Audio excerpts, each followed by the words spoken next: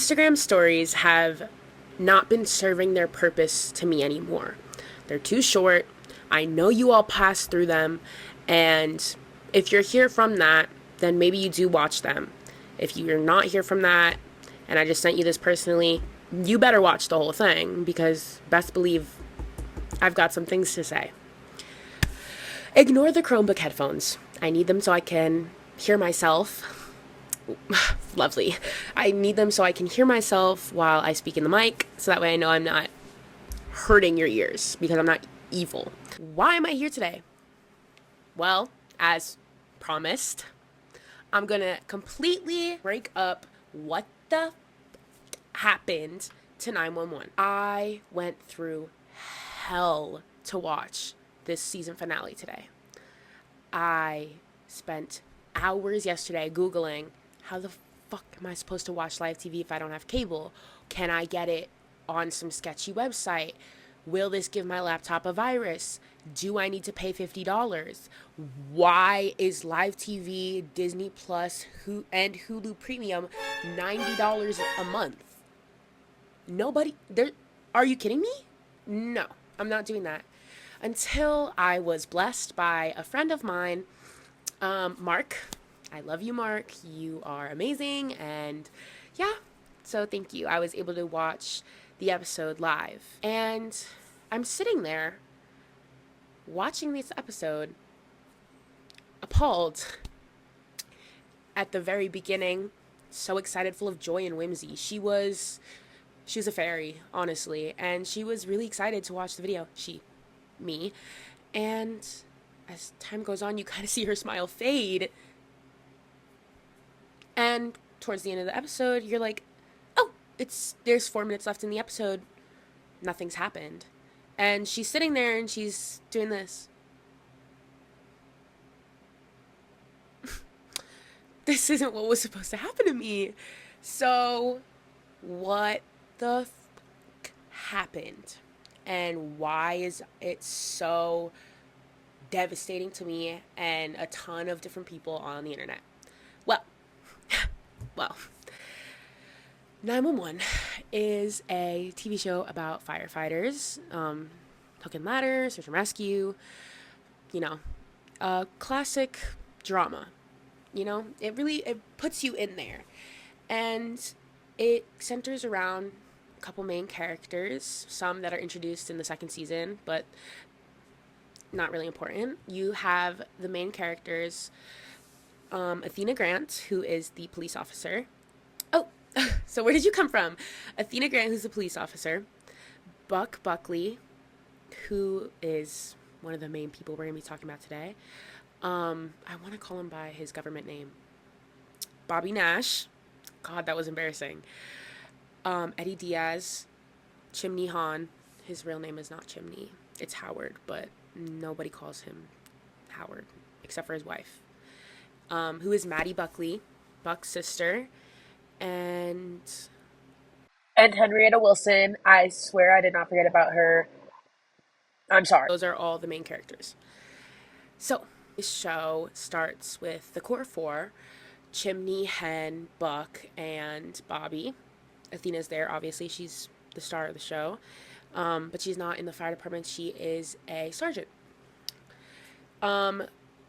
Obviously, in the beginning, you got to really establish what you want your show to be about, what you want the viewers to understand. Also, I do have this all written down, and I will be covering it point by point. You want your viewers to stay. You want them to understand what's going on. So, the first season really just covers, the drama, the juice, but it also story builds, it world builds, and it's not the best season, but what can you do? It gets you set up. I personally would not recommend some people to watch the first season. That sounds wrong. Just some people, I know that they wouldn't like it. It would turn them off to the show. But yeah, it's definitely a season that happens. Season 2 is way better, and everything after that is, better. As better as it can get. You have all your characters, and then your characters need to have relationships. You need drama, you need love, makes the world go around. Here are the pairings. Chimney and Maddie are married eventually, so he becomes Buck's brother-in-law.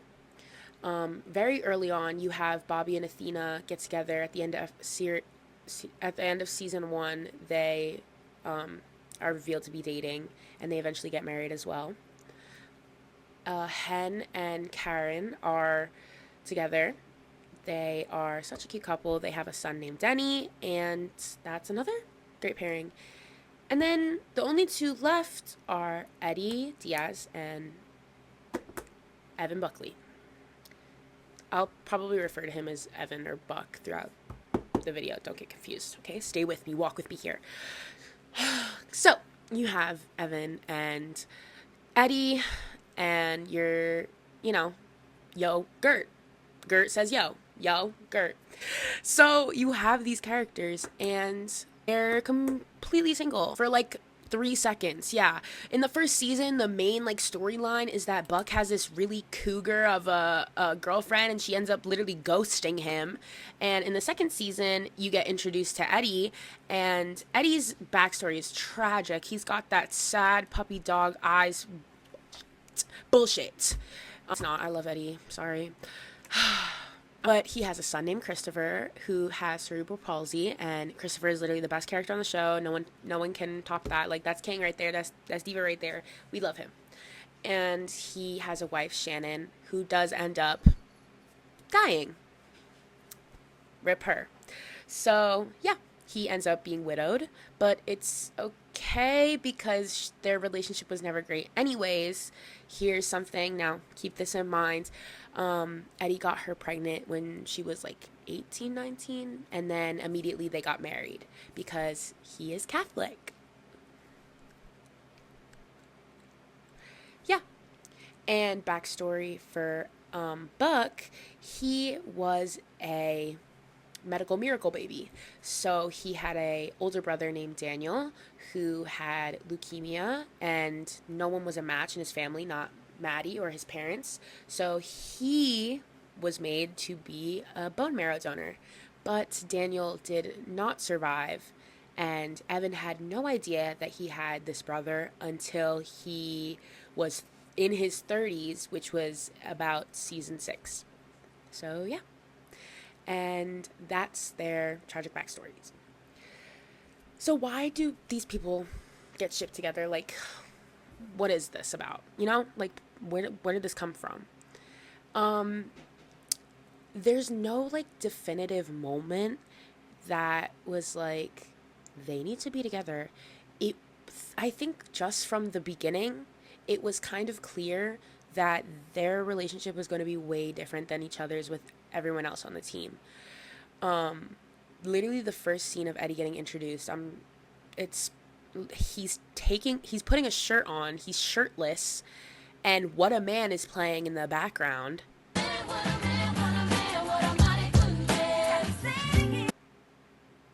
And Buck turns around and and this is where my favorite line comes from that I quote all the time.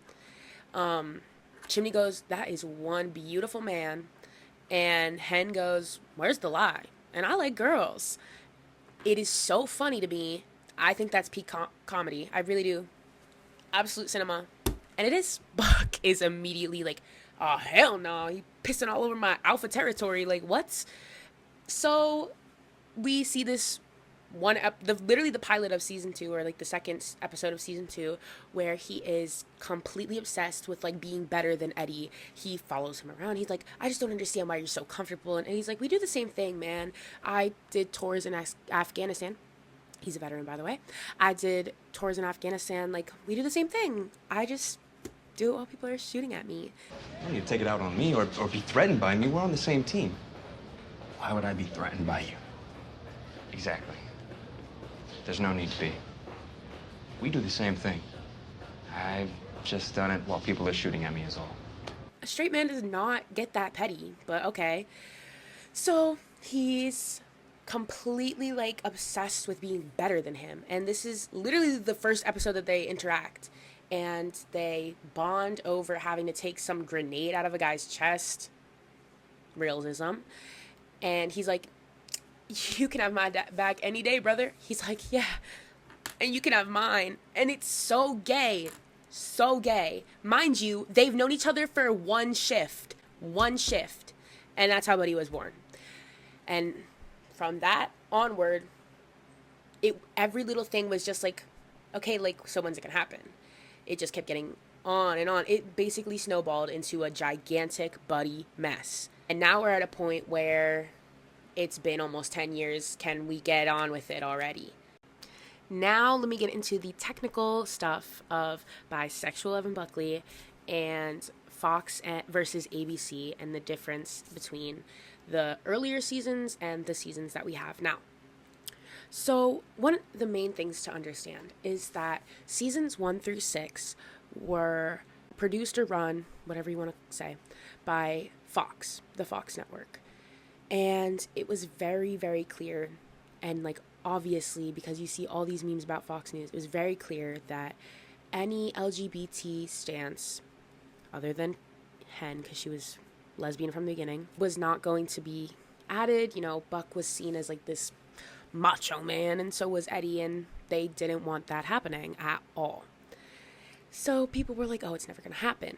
Season 6 was supposed to be the end of 911 because Fox wanted to drop the show, but ABC came in and picked it up, so now it is 911 on ABC. And they started their run on season 7, and ever since then, it's been a mess, low-key. I'm not going to lie.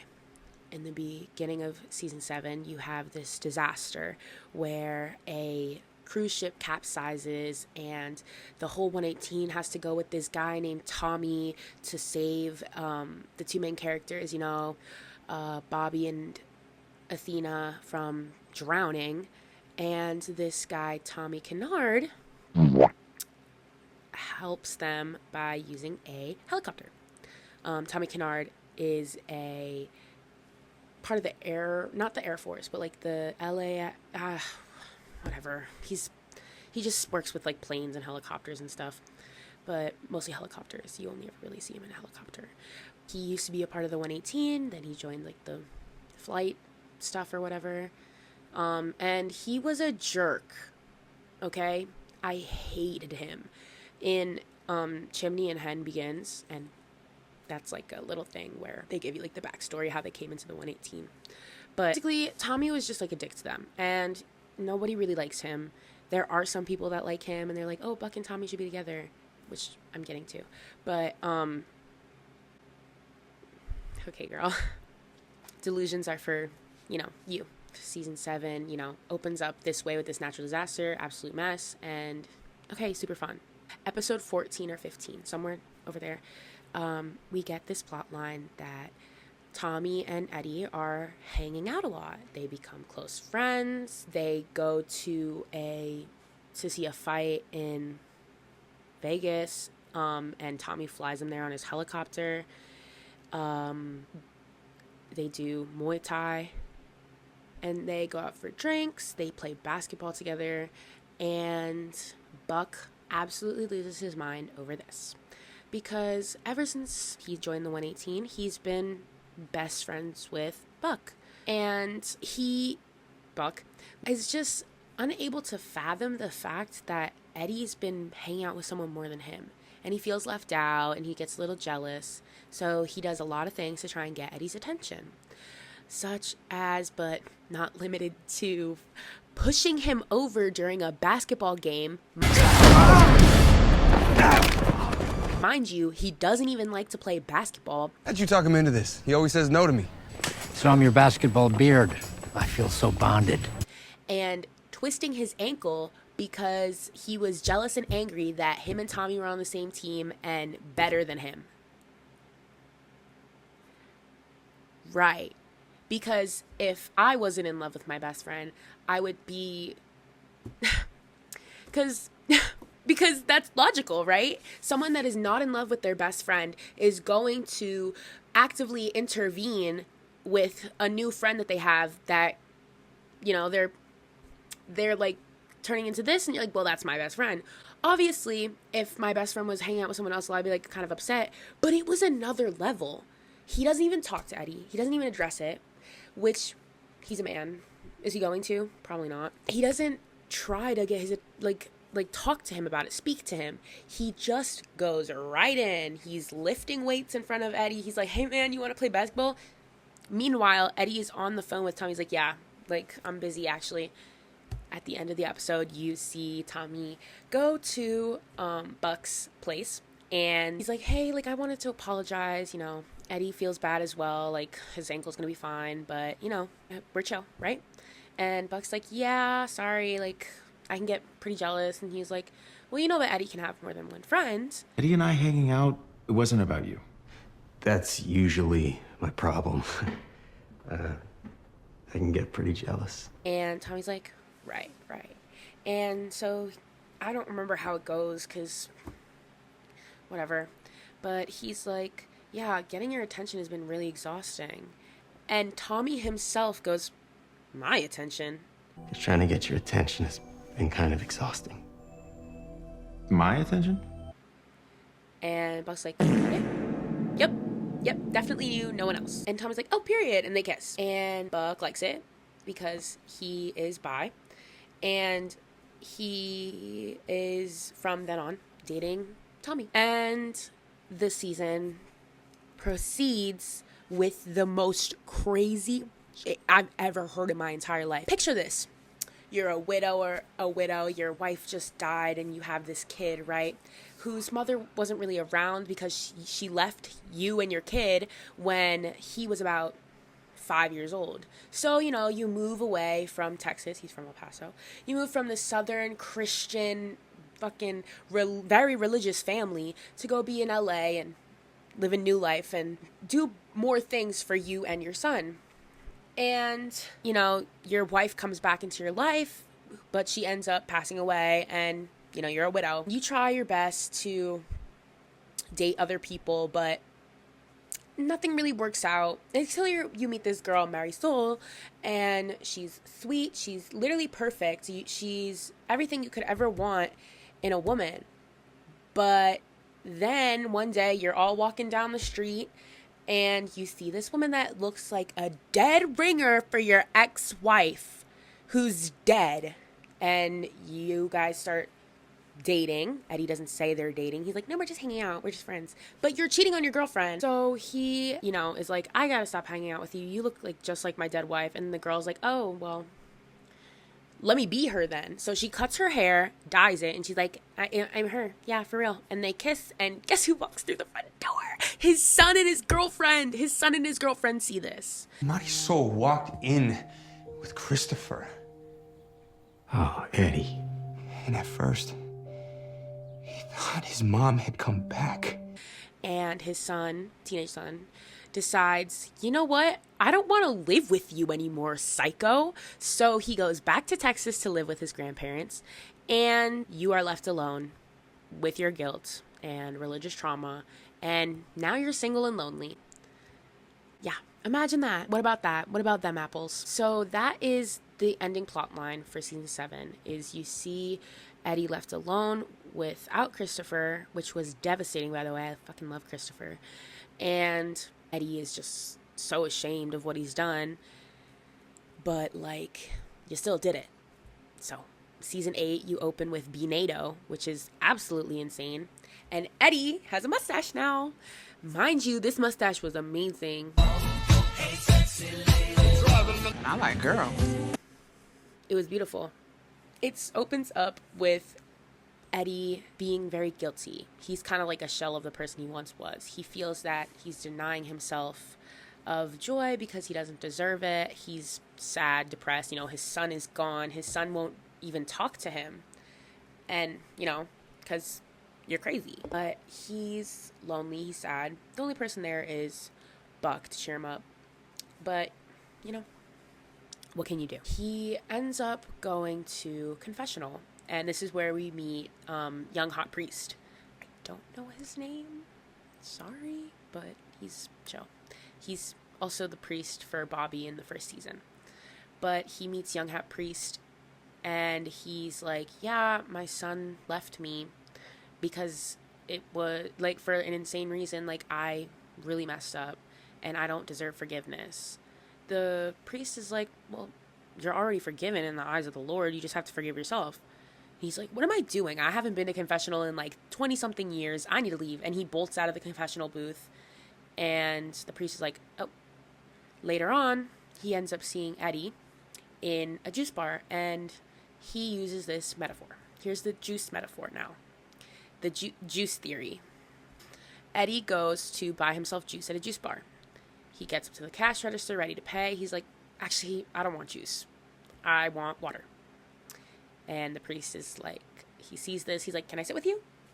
And Eddie's like, yeah, sure, whatever. I don't give a fuck. The priest is like, I saw you were going to buy juice, but you bought water. What's that about? He's like, I wanted water.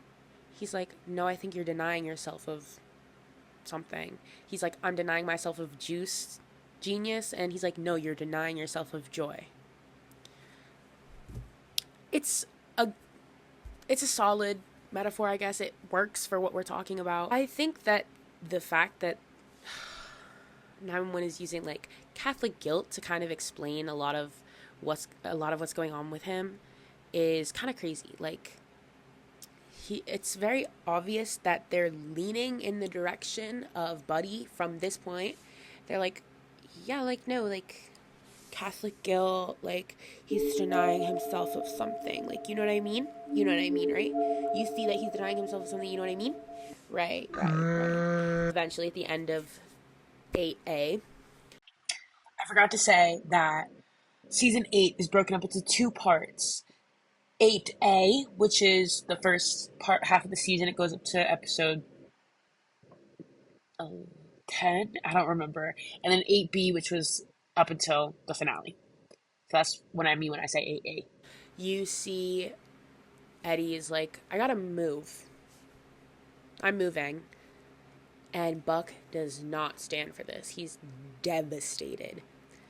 And there are so many parallels to when his first girlfriend left him in the first season to Eddie leaving him. And it's just kind of like depressing. Like, Eddie is going to try and fix his relationship with his son in El Paso, and Buck is left at the 118. He's like, nothing's the same without Eddie. One episode, literally the episode right after Eddie leaves, I'm sure I could Google it and find how many times he said it, but he could not get that man's name out of his damn mouth. And he ends up like hooking up with his ex-boyfriend. Oh yeah, him and Tommy broke up, by the way.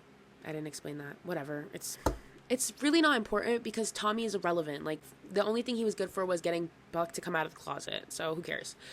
But yeah, they broke up because Tommy was like, yeah, like, I'm your first, but I'm not your last.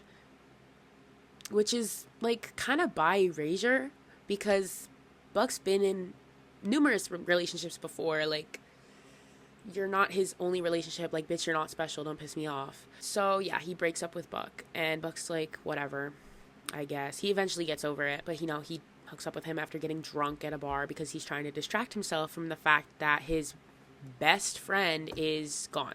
And, Tommy's like, yo, maybe we should get back together. And Buck's like, oh, you're not worried anymore? And Tommy says, well, now that competition's out of the way. And Buck's like, oh, what do you want about? And he's like, oh, I'm just kidding. And Buck's like, no, like, I want to know, like, that's cheeky, tell me. And Tommy goes, well, like, don't make me say it, like, it's obvious. And, Buck uses his 3 brain cells, and he goes, wait, Eddie? Oh my god, bro. Yeah, baby, Eddie. No, bitch, like, fucking Bobby, the guy that's basically your father. Who else is there? Anyways. He's like, what, Eddie? And he's like, well, come on, like, you're living in his house, which is ow! Yes, he ends up, because Eddie is in such a rush to get over to Christopher, he literally sublets from Eddie, and Eddie cries over it. He's like, you would do that for me? He's like, well, yeah, for you and Christopher, I'd do anything. You really did that for me? Yeah, you and Christopher.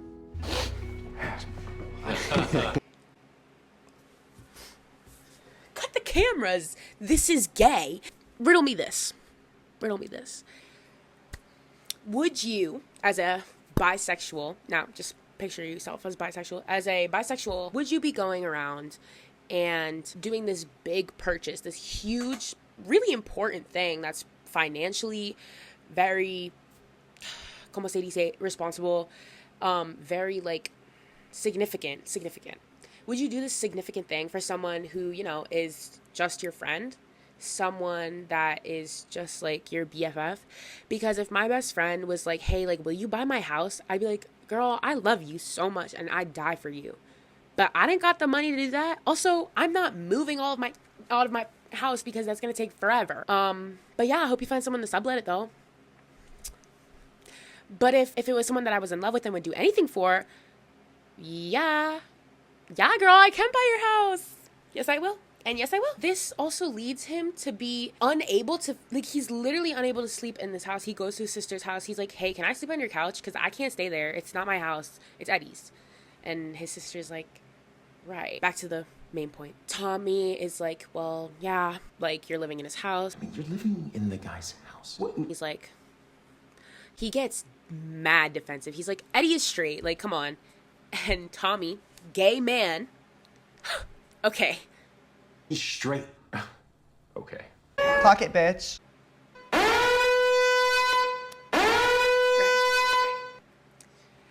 Okay, so let's take a minute. Let's unpack the things that we just learned here today. Buck is bisexual.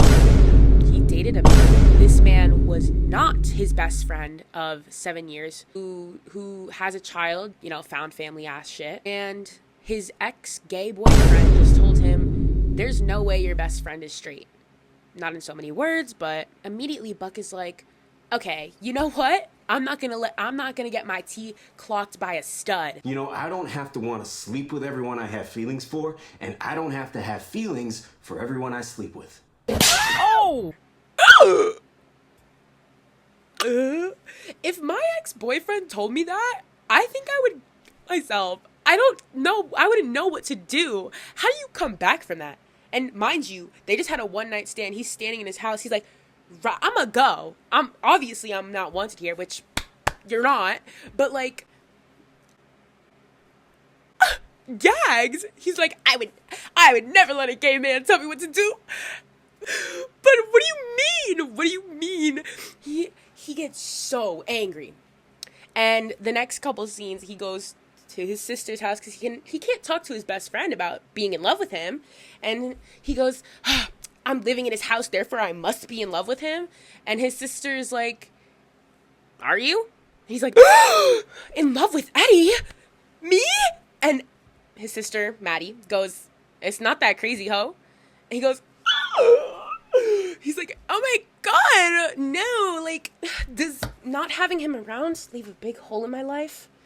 Does not having him around in the field and just without his beautiful, luscious mustache and that beautiful sculpted bod of his, does that hurt? Yeah, but like in a totally like bro way. Like in a bro way though. And Maddie makes this face. I'll do my best to do it. Oh, what do you mean?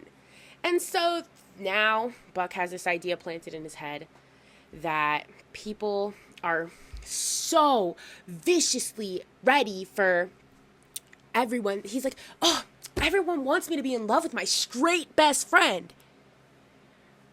Now, did you clock that? Did you clock this? Did you clock this tea? That the only reason he gave that he's not in love with Eddie is because he's straight. Honey, that mustache ain't fooling nobody. And he's Straight. Okay.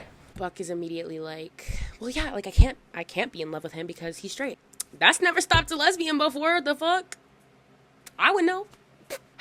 Take notes. But he's like, no, he's straight. Like, I can't. Eve was told not to eat the apple. And guess what? She did it anyways. That's not, whatever. I'm not going to get religious. Anyways. So now we have this connotation that perchance Buck is a little delusional. He doesn't fully understand that two things can be true at the same time. Eddie can be straight, but you can be in love with him. Okay, girl, like, clock that tea. Right. And, yeah, So that's basically the beginning of season 8. The setup for the finale is, devastating. 2 weeks before my birthday, we have this hiatus before the ending of the season. Season 9 has already been announced. They're going to be shooting this summer, and then this fall it'll come back for new episodes. People have leaked a lot of behind the scenes of what looks like a funeral.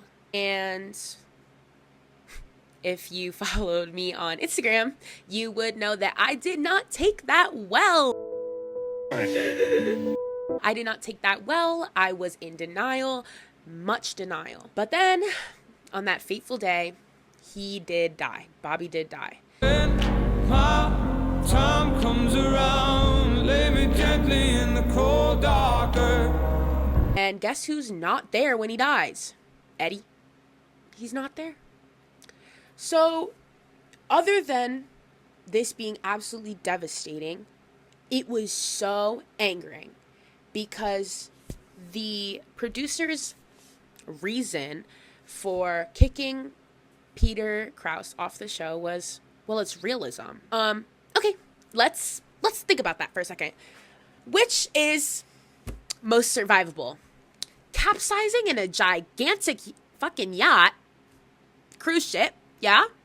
Getting a rebar pole shot through your head, your forehead, and having full function of everything, being able to talk, being able to walk, being able to think, being able to still be a paramedic, getting an entire fire engine landed on your leg and still being able to walk and having little to no pain, or surviving your throat getting cut open by some psycho bitch. Which one of those is most survivable?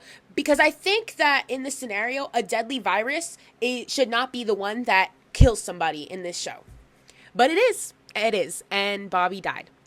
And it was devastating. It was devastating. It was devastating for me. And I'd say my friends, but none of my friends cared like I did. 12 minutes of my life I spent crying. I was in shambles. And not only was I in shambles, everyone in the 911 fandom, everyone that watches the show was too. People were angry. People were sad. People were mourning this person that was obviously not real, but, like, it's real to us because, you spend so much time watching a TV show, you get attached to these characters. Like, in Grey's Anatomy, they tell you never to get attached to someone, or, like, certain shows, they say, don't get attached to this person. Like, they'll die, and you'll be sad. 911 was different, though. Every time someone experienced a near-death experience, they ended up fine. They ended up perfectly healthy and fine. So that's why everyone is still so adamant on the fact that Bobby is definitely still alive. I don't believe that anymore. I, unfortunately, am on the dark side. He's definitely gone. Which, what the fuck? I think there's like a 1% chance that, whatever. The point is, everyone was so in shock and so angry. People knew this. And who knew this? Oh, right. The producers and the writers. Right. Tim Minear, if you will. Evil Tim Minear. And they knew that they were going to lose some of their viewers. So what do? Oh, they queerbait. Because they know that this ship is huge. It's been talked about in interviews before. It's been acknowledged by the actors that play Buck and Eddie. It's been acknowledged by their co-stars. It's been acknowledged by pretty much everyone. Everyone knows that this is a thing that exists, including the writers. Obviously, because, they hint at it. That one episode. I must be in love with him? Are you? In love with Eddie? It was so easy for the writers and the producers and everyone in charge of the script and how the story goes to write themselves into a corner and fucking walk the prank the fuck out of everyone. So, the week before, interviews are announced by ABC saying like, oh yeah, they're going to be here, they're going to be there. Look out for that, super fun stuff for the finale. This week, here are some things that happened. Oliver Stark, the actor that plays Buck, calls this scene... You're on blood thinners. Oh, I'd still take you. You think so? I know. You want to go for the title? Eddie smirks and sips his beer. End scene. Yeah, Now- that was super gay. Super gay his words, not mine. Him and Ryan Guzman, Eddie, go on BuzzFeed for thirst tweets, to read thirst tweets. We're just, the most coupled uncouple. I think we are very coupled together. And listen, the characters, there's definitely a chemistry. We obviously get on. Next question. And then, you know what happened in the show? A whole lot of fucking nothing. A whole lot of fucking I didn't even picture this. You're a joyful, newly 17, whimsical girl, very excited to watch your favorite TV show on live TV. And you sit down. This is your face when it starts. And at the end, you realize there's 4 minutes left to watch the show. And you're like, wait, no, there's something missing here. And by the end of the show, you're left like this. So I'm an idiot. There's just so many things pointing to the fact that they were going to hint at Buck and Eddie getting together. They were going to actually put them together. They were going to canonically mention that Buck has feelings for Eddie. And nothing happened. Do you want to know what happened? Let me give you a rundown of the episode. We open with a backstory on the patients that are eventually going to be a part of the emergency. This emergency is a building collapsing. So, lots of opportunities to get trapped. This opens up. They're like, oh, so there's a building that's collapsed. Then cut to a scene of everyone saying goodbye to Eddie. Simple is better at this point. Chris wanted to visit the firehouse one more time before I go back anyways. It's all good. He was visiting for Bobby's funeral, the 118 he was visiting, and he, brought Christopher with him because previously him and Buck had a fight over, grief. Sorry, I'm sad that Bobby's dead. You're not the only one that lost him. Bobby being dead really affected Buck because I was basically like his father, but Eddie was really upset because Buck was like so absorbed with taking care of these people that he didn't really ask them how they were actually doing. He just assumed. And Eddie was like, you didn't even ask what it was like finding out hundreds of miles away. You never asked what it was like. Waking up in the middle of the night to that news. And I couldn't do anything. But he was like, I was being a dick. And, I want to make it up to you. So here's my kid. I heard some dick was being mean to you. Chris, wow, I can't believe you're here. Here's my kid, since, you missed him. They're in the firehouse saying goodbye to Eddie, having, lunch, a goodbye barbecue. And all the characters are there. All the mains are there. They're all eating. And obviously the 118 needs a new captain. Everyone wants to be Hen. Hen turns the job down. Means the 118 is finally going to have a decent captain again. Yeah, that's true. It's not gonna be me. And Buck says, well, you should do what makes you happy. Chimney turns to him. Are you going for Captain, Buck? Buck goes, no, I put in a transfer. I put in for transfer. Out of the 118. Okay. His reasoning? It's just a number now. You know what's just a number? Age. And you know what? You really took that to heart, didn't you? Because you dated this old bitch in the first season. Maybe we should take notes and fucking at least confess our love to people that we are in love with right now. Let's do it. Come on, lock in. Let's go. Come on. Chop, chop. Yep. Just. And everyone kind of goes silent. And, you would think Eddie would say something, your best friend is making a really bad decision. You're going to be like, no, don't do that. He looks at him like this. Nice flower. What? Say something! Like, it's not that hard to open your damn mouth. I do it all the time. I'm doing it right now. I just keep yapping and yapping. And no words were spoken between the two of them. For guess how long? The entire episode.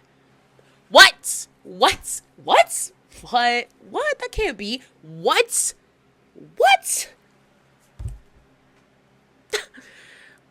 Beth, you're joking, right? Like, there's no way that's actually true. No, yeah, I think that they spoke one word to each other. maybe 3 at max. So that's the opening of the episode. Of course, the 118 gets dispatched to this disastrous building on the floor, and Buck and Robbie are kind of stuck at the top. And you know what they need to do? They need more people here to help.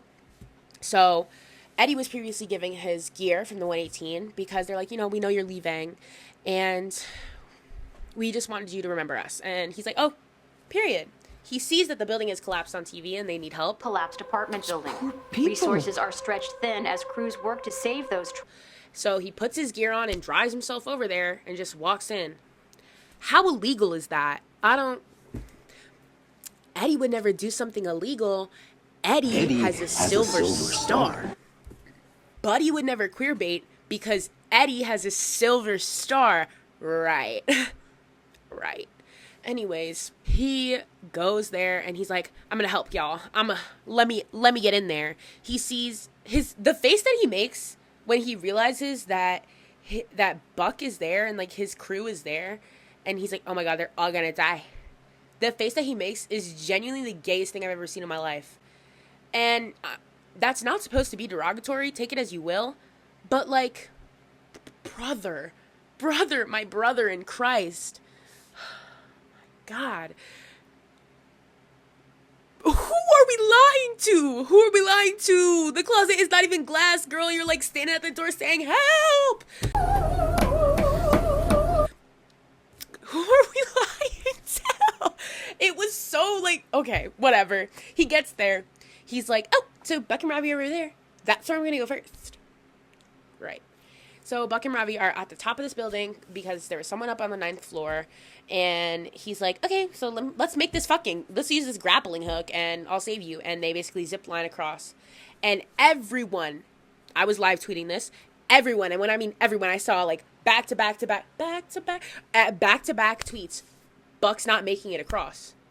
No, he did. He was fine.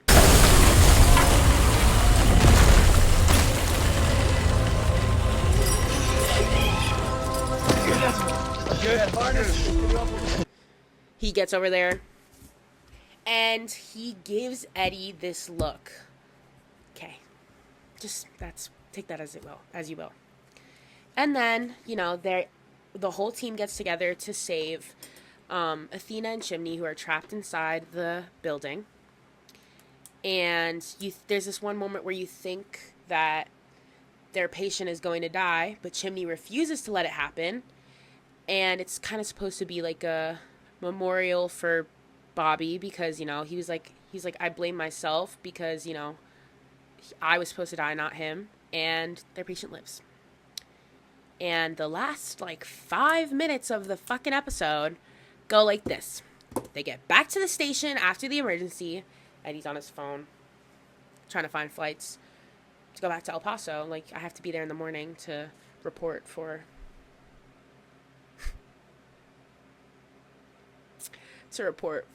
to duty for the El Paso Fire Department. Chimney immediately gets fucking pissed as hell. Eddie, wait. Ravi, hold up. Everybody just stop. Especially you. Hey. You're not getting on any red-eye. He's not. No.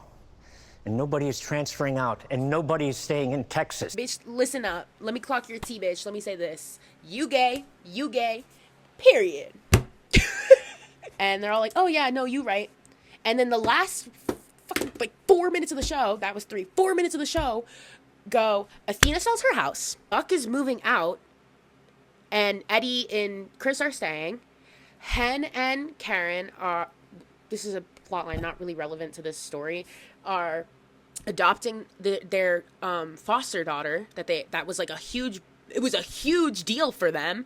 And this is happening in one scene, by the way, like fucking they're done and they don't address it. And then Buck's sister has a baby and everyone's in there, and Athena gets there and you kind of think she's going to save someone or something's wrong, but then they're like, oh yeah, we named it Bobby. We named the baby Bobby because it was a boy, and yeah, it's named after your dead husband. And that's the end of the episode. And that's the end of the season. I can't be it, right? Like there's got to be like another. No. There's a whole lot of nothing for you. Here's some fucking nothing cereal with some nothing milk and some fucking nutting. I'm nutting out nothing. A whole lot of nothing for you right here. Let me serve it up on a platter. Mind you, it's been 7 years. 7 years of this homoerotic fucking, like, platonically homoerotic dependent relationship. Say that 10 times fast. We've all been there. Like, this will they, won't they thing. I'm tired of it. Fuck, like, shit. And then when you do watch gay shows, they always end up so unhappy. What? But just say you're homophobic at that point. Just say it. So we all got queer baited. They didn't even speak to each other. We didn't get a scene of him saying he's moving out. We got abso-fucking-lutely nothing. The episode, to me, was bad. It was bad in the sense that everything felt rushed. It didn't feel like we were, like, finished. We were tying something up. It felt like we were fucking scribbling the ending. We were fucking writing extra words and filling in words in our Word document for a school assignment that has a word limit. That's what it felt like. Okay, girl, give us nothing.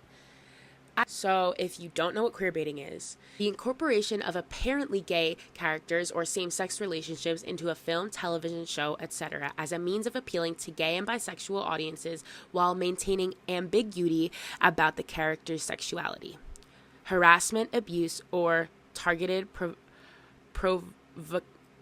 provocation of gay people.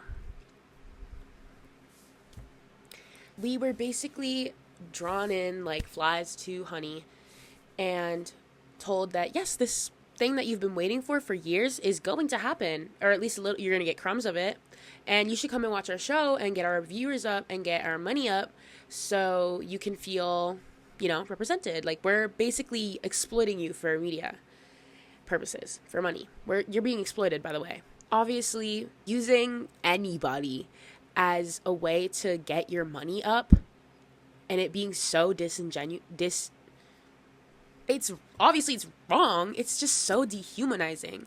It's gross, and like obviously no one likes that. When Buck was first depicted as bi, I remember seeing that online and texting all my friends, y'all, my favorite TV show has a bi character. I've been waiting for this one. Turn it up. And at the time I did identify as bisexual.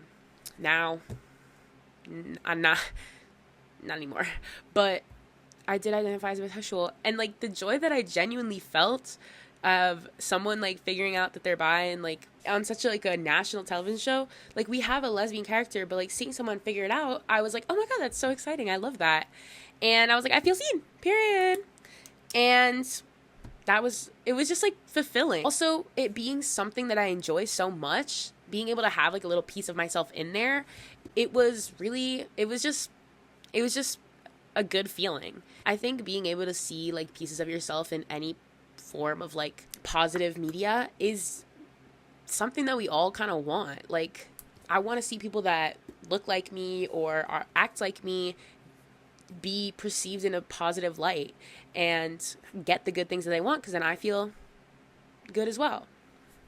And that's where queerbaiting comes in and absolutely destroys that.